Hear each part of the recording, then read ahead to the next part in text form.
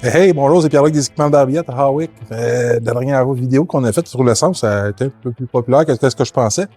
On va démystifier une mythe, mais même moi, je suis un petit peu, je ne sais pas si c'est vrai ou pas. Chez Shell, le V-Power, sur le site de moto, on dit qu'il n'y a pas d'éthanol dans le super. Aujourd'hui, on va aller faire un petit test. Pour être sûr de la véracité, on va amener mon camion. Il est assez vide de pétrole. On va vider tout le gaz qu'il y a dans le tuyau à la pompe. Alors, on va venir faire le test de la manière que ça va marcher. En gros, c'est qu'ici, on émet de l'eau. Un coup que, comme je vous parlais, c'est que l'éthanol va aller rejoindre mon eau après ça.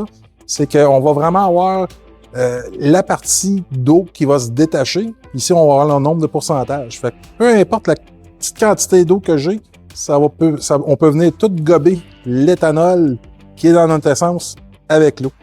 On va aller faire le test et on va s'en reparler tantôt. Bon, ben, nous voilà au Shell pour vérifier s'il y a de l'éthanol ou pas d'éthanol dans le super. Comme croyance populaire que je vois souvent sur mes groupes de moto, qu'il n'y en a pas. J'aimerais vraiment ça qu'il n'y en ait pas, mais bon, on va voir ça.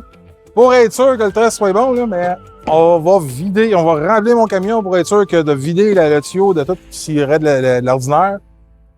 Pour remplir après ça mon test d'éthanol, puis on va regarder après ça combien il y a d'éthanol ou s'il n'y a pas d'éthanol dans le super chez Shell. On remplit.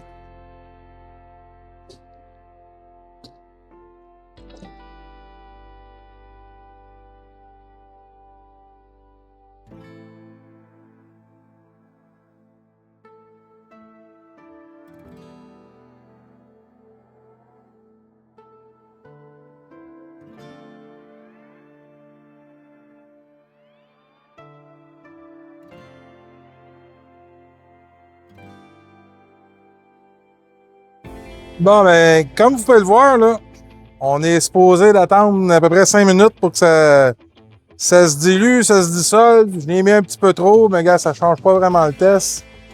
On voit clairement qu'après 30 secondes, là, on a clairement 10% d'éthanol de l'essence dans l'essence super chez Shell. Je regarde bien là, la différence, c'est à peu près 25 sous le litre. Il va falloir faire un petit calcul, là, mais encore là, entre un de l'ordinaire et le super, ben, c'est pratiquement 50 $ qu'on va sauver avec la bouteille de Startron. Fait que, preuve démentie, il y a de l'éthanol dans le super chez Shell. Bon, on est revenu du Shell.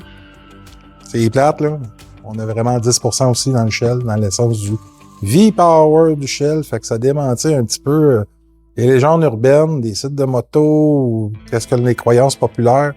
Shell, ben, c'est comme toutes les autres, il va falloir qu'ils respectent la loi. Ils sont rentrés dans la loi, fait qu'on a 10% d'éthanol dans notre super. L'essence, la dernière fois, j'ai fait un petit calcul biaisé. L'essence ordinaire versus l'essence super est en 25 sous de différence. Encore là, c'est pratiquement 46 et 75. Quasiment 50 $ de différence.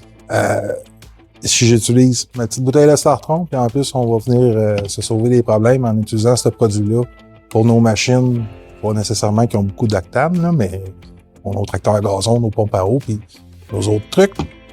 En gros, c'est qu'est-ce que ça fait l'éthanol dans votre essence? Parce que là, j'arrête pas de vous en parler, puis maudit, c'est ça, c'est de l'alcool de maïs. Cet alcool-là, là, qu'est-ce qu'il va faire? Tout le caoutchouc, là, les lignes à gaz, les petites membranes dans mon carburateur de ma Chiquito, de mon tracteur à gazon, les pompes à gaz, ça va venir les manger. Ça arrive souvent, là, j'ai beaucoup de monde qui me mettent en commentaire. Voyons, Pierre-Luc, les hausses, quand on achetait des hausses pour nos weed eaters, dans le temps, ils étaient bien meilleurs. Là, à cette heure, ça fait même pas 4-5 ans, ils sont tous jaunis, ils sont tous craquants. Le problème, c'est pas vraiment le matériel. Le problème, c'est vraiment l'essence qu'on va utiliser pour mettre dans nos machines. Vraiment important, venez traiter votre essence. Passez nous voir aux équipements de Barbiette à Hawick, les 19 19 33. Merci beaucoup.